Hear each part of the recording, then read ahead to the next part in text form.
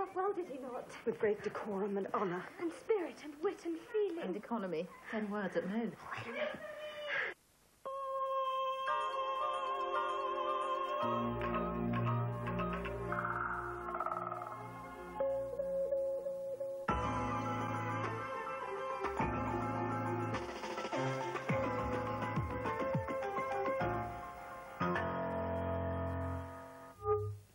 Bonsoir, Martine Aubry choisit Noël pour faire un geste en faveur des chômeurs. Le ministre de l'Emploi a indiqué qu'une série de mesures seraient prises sans attendre le projet de loi contre l'exclusion promis au printemps, et ce, alors que plusieurs ANPE sont toujours occupés. Pierre-André Laclou.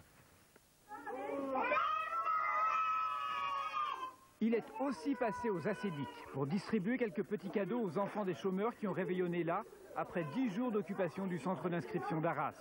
Comme dans une quinzaine d'autres endroits en France, ces sans-emploi réclament le versement d'une prime de fin d'année de 3 000 francs. Jusqu'à présent, certaines caisses la distribuaient sur le reliquat annuel de leurs fonds sociaux. Mais une réforme survenue l'été dernier les en empêche désormais. Consciente du problème, Martine Aubry a décidé de faire un pas sans attendre la discussion du projet de loi contre l'exclusion. Plusieurs mesures, une aide aux chômeurs de plus de 55 ans en leur accordant 1 500 francs de plus par mois. Et surtout, Martine Aubry demande au préfet d'étudier comment verser la prime réclamée à ceux qui en ont le plus besoin. Pour le mouvement Agir ensemble contre le chômage, la décision du ministre de l'Emploi est une première victoire. Mais à Arras, comme dans d'autres endroits, les chômeurs ont décidé ce soir de continuer leurs occupations, car Martine Aubry n'a pas pu pour l'instant promettre la prime de 3 000 francs à tous ceux qui la demandent. Noël célébré exceptionnellement à Cuba, la frustration des Palestiniens de Bethléem et l'hommage de la reine Elisabeth à Diana sont les temps forts de ce Noël 97, Noël que nous résume Jean-Michel Faure.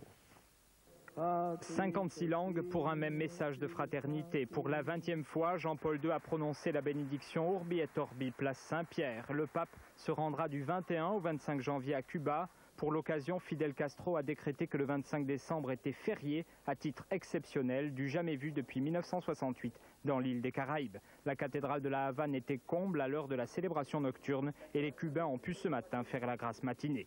Dans l'enclave palestinienne de Bethléem, Yasser Arafat et son épouse ont assisté à la messe de minuit à l'endroit précis où la tradition chrétienne situe la naissance du Christ. Dans son homélie, le patriarche de Jérusalem a rappelé la lassitude et la frustration des habitants de la ville, toujours en partie bouclée par l'armée israélienne. Monseigneur Sabat a également souligné les difficultés du processus de paix. En début d'après-midi, aujourd'hui, la reine Elisabeth II a adressé ses vœux au Royaume-Uni dans un message radio-télévisé plus long que de coutume, près de 10 minutes, entrecoupé d'images qui rappelaient les deux événements qui ont marqué sa vie cette année, la célébration de ses noces d'or et les funérailles de la princesse Diana. La souveraine a également soutenu le gouvernement de Tony Blair dans sa volonté de donner plus d'autonomie à l'Écosse et au Pays de Galles, avant de conclure son intervention de manière plus protocolaire. God bless you all and happy Christmas. Un Noël marqué également par la tempête qui a secoué et secoue toujours l'ouest de l'Europe. Un chalutier français avec 5 marins à bord est porté disparu depuis hier soir au large du Pays de Galles. Les recherches ont cessé avec la nuit, elles reprendront demain matin. Le vent, avec ses pointes de plus de 160 km/h, a causé beaucoup de dégâts en Bretagne, en Grande-Bretagne et en Irlande. 4 personnes ont trouvé la mort en Grande-Bretagne dans des accidents de la route liés aux intempéries. Des dizaines de milliers de foyers ont été privés d'électricité. Et dans certaines régions d'Irlande, le courant ne pourra pas être rétabli avant 48 heures. Le vent, probablement aussi à l'origine d'un atterrissage mouvementé à Amsterdam. Le Boeing 757 d'une compagnie de charter néerlandaise a brisé son train avant et terminé sa course dans l'herbe. Seuls 4 des 205 passagers ont été légèrement blessés. Selon un syndicat de pilotes, la seule piste qui reste ouverte de nuit sur cet aéroport est dangereuse par fort vent. Une enquête a été ouverte.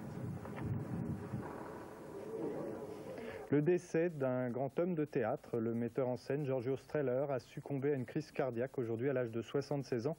Il avait fondé à Milan, il y a 50 ans, le Piccolo Teatro. Et puis le gag de Noël pour terminer, celui vécu par le personnel de l'aéroport de Manchester en Angleterre. Quand on s'est aperçu que le scanner à bagages ne faisait pas la différence entre l'explosif Semtex et le traditionnel plum pudding de Noël, pour excuser la machine qui coûte quand même 140 millions de francs, un technicien a expliqué que Semtex et pudding ont exactement la même densité et ils sont tout aussi dangereux, ajouteront les mauvaises langues.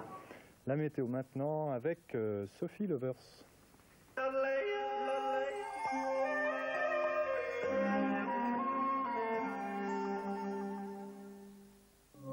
météo avec votre parfumeur Conseil.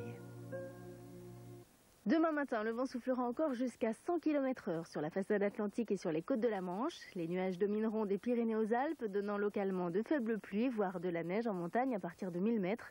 Partout ailleurs, le temps sera variable et instable.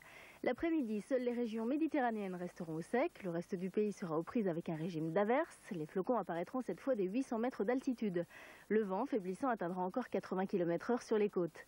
Les températures resteront douces. Météo France prévoit 8 degrés à Strasbourg et 16 à Nice et Ajaccio. Dans quelques instants, Raison et Sentiment en version originale. Excellente fin de soirée.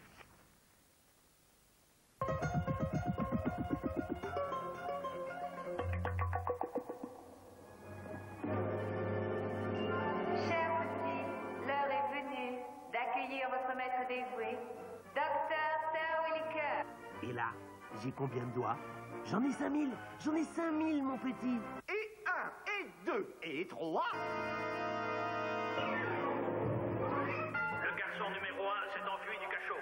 Ramenez-le. Jean-Pierre Dionnet a dû faire des pieds et des mains pour vous offrir la première version française de ce film culte.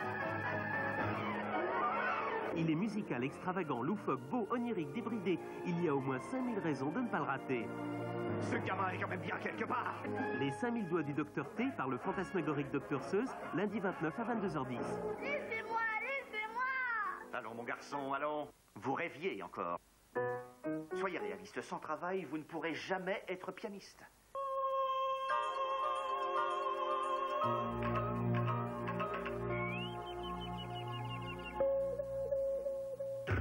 Cinéma,